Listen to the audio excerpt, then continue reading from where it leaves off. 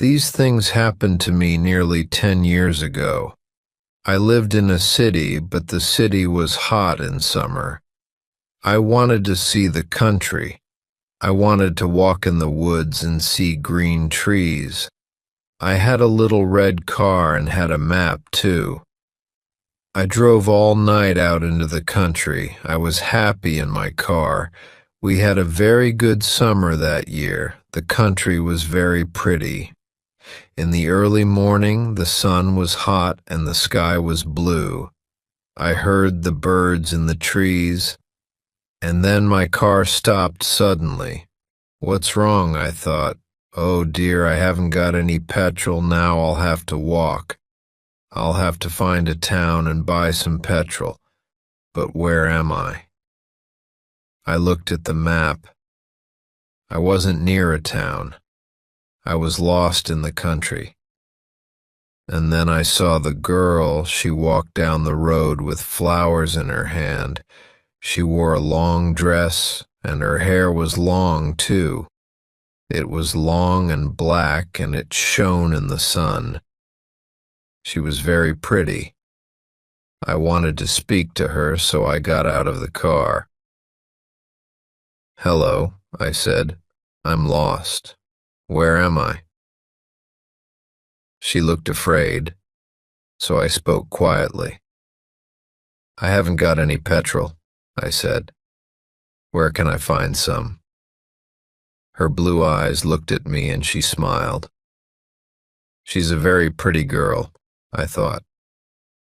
"I do not know," she said. "Come with me to the village. Perhaps we can help you." I went with her happily, and we walked a long way. There isn't a village on the map, I thought. Perhaps it's a very small village. There was a village, and it was old and pretty. The houses were black and white and very small. There were a lot of animals. The girl stopped at a house and smiled at me. "Come in, please," she said. I went in. The house was very clean, but it was strange too. There was a fire and some food above it. I felt hungry then. That's strange, I thought.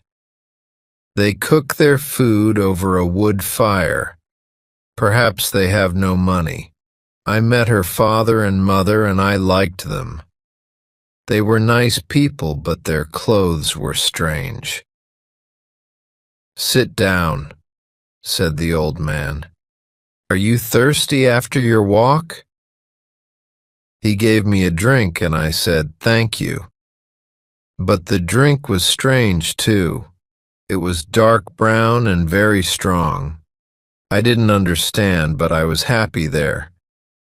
I asked about petrol, but the old man didn't understand. "Petrol?"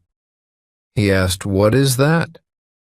This is strange, I thought. Then I asked, "Do you walk everywhere?" The old man smiled.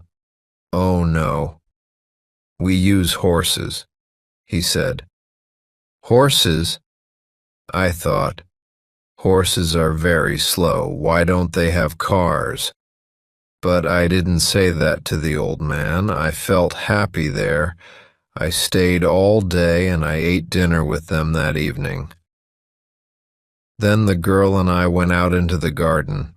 The girl's name was Mary. "This is nice," she said. "We like having visitors. We do not see many people here." We spoke happily. She was very beautiful, but after a time she began to talk quietly, and her face was sad. "Why are you sad?" I asked her. "I cannot tell you," she said. "You are only a visitor here. We have to say goodbye tonight. You have to go now." I didn't understand. I loved her. I knew that, and I wanted to help her. Why did I have to go? But Mary said again in a sad voice, "You have to go. It is dangerous here." So I said, I'll go to the next town and find some petrol, then I'll come back. She didn't speak. I love you, Mary, I said, and I'll come back to you. You won't stop me. She said goodbye to me at the door. Her face was very sad, and I was sad too. I didn't want to go. It was midnight. The night was very dark, but I walked and walked. I was very tired when I saw the lights of a town. I found some petrol, and then I asked the name of the village, but the man at the garage gave me a strange look. What village? He asked. I told him about the village. I told him about the old houses and the people with strange clothes. Again he gave me a strange look, he thought. And then he said, there was a village there, but it isn't there now. There are stories about it. Strange stories. What do people say about it? I asked. He didn't want to tell me. But then he said there was a big fire in the village. Everybody died. There aren't any people or houses there now.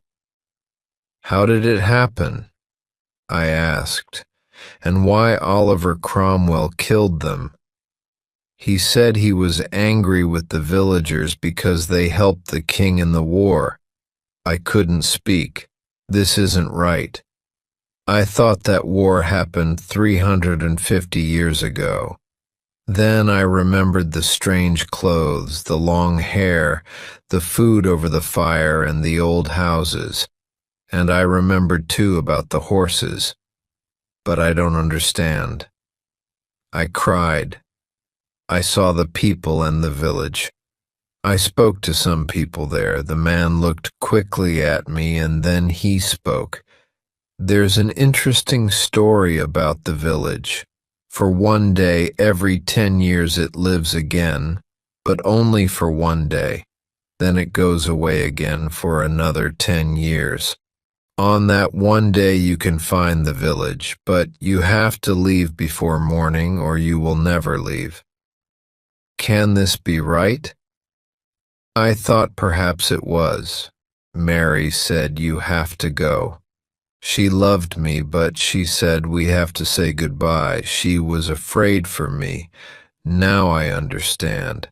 I thought I went back to the village, but it wasn't there. I looked again and again, but I couldn't find it. I saw only flowers and trees. I heard only the sound of the birds and the wind. I was very sad. I sat down on the ground and cried. I will never forget that day. I remember Mary and I will always love her. Now I only have to wait 2 months. The village will come back again on the right day. I will go back. I will find her again, my love with the long black hair. And this time I will not leave before morning. I will stay with her. Thanks for joining my journey to the mysterious village and lost love.